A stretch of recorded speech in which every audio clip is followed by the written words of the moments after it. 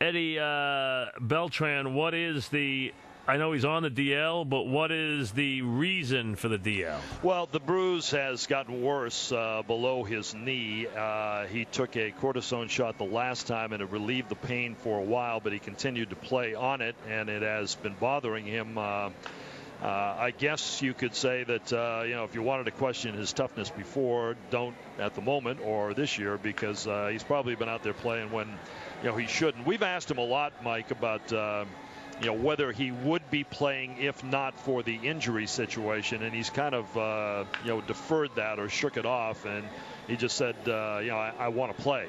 But so this is a bone bruise, Eddie? Well, or is it a knee injury? No, it's below the knee, but what they've done is they're gonna he needs rest first. So it's on the tibia. Yeah, it's a deep bone bruise on the tibia. He needs rest, and they're also going to do orthotics with him as well, I think, in his shoes to make things take. It does work. It does actually work. Orthotics. They do work. It's going to relieve some of the pressure. I think basically what's happened is when he runs, it's pounding on that time and time again, and he's been running in the field on the bases. He's been playing every day, so.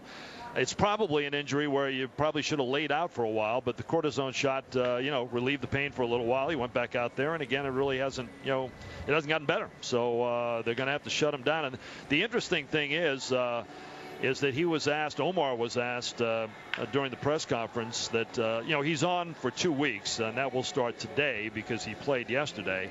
And that leaves you a week before the All-Star break against the Dodgers and the Reds. And Omar was asked, well, if you get to that point and he's not quite there, would you think about laying him out another week and just taking to the All-Star break and giving him the time of the All-Star break too? And he says, we'll have to consider it. So, absolutely. Yeah. And let's be honest. Now let's say that that's your finish line. Mm-hmm. The Mets are going to see the Cardinals, the Yankees, the Brewers, the Phillies, the Dodgers, and the Reds leading into the All-Star break. 6 series. I think it adds up to 16 games. It might be 17 games. It's either 16 or 17. Well, don't forget Pittsburgh is in there, too. That makeup with Pittsburgh. Oh, one game in there. That's right. July 2 is in there, too. So that's 17 games against 4 or 5 of the top teams in baseball. None of those teams have a losing record. Cincinnati, other than Pittsburgh, Cincinnati has a 500 record.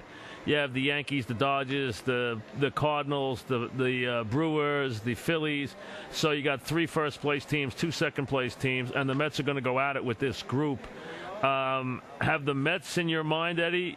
I'm trying to get Omar up tomorrow. Have they resigned themselves that, we might as well just wait this out rather than try and fix this? Well, Omar was asked about a trade and whether this, facilitates or makes it more urgent for him to get something going. The problem is... Or a moot point, Yeah, well, it is, in a sense. And I don't know how you replace Beltran anyway. You can't. He's having a terrific year. Plus, the other thing is that, the scenario has not changed here in a day. The other clubs are still trying to hold you up, all right? So, it's easy to say go out and get somebody, but, again, if they deem the price, and I assume they have because they've talked to clubs, and if they have deemed the price too high, as of yesterday, then it's going to be just as high today. But they're not a bat short now. They're 3 bats short. I know. So now if you're 3 bats short, why bring a bat in at a high price if you're still going to be 2 bats short, and 3 of your 4 best bats are out of the lineup? None of them are replaceable by anything you can get because the 3 of them are all-star caliber players. So,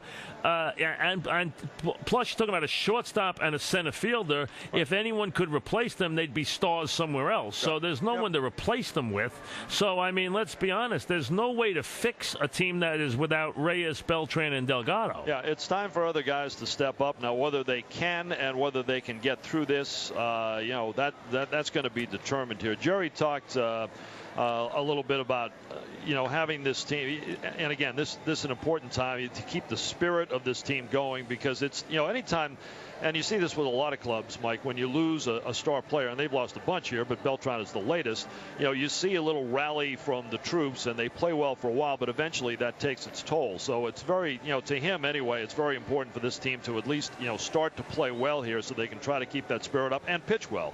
And they will get some good news hopefully tonight in Maine and Perez, because it would help to have those guys pitch well and be back here soon. But again, we don't know what that's going to bring. Actually, I think they're underway. They have a doubleheader down at Port St. Lucie, so we'll know a little bit later how they pitch. But that's part of it.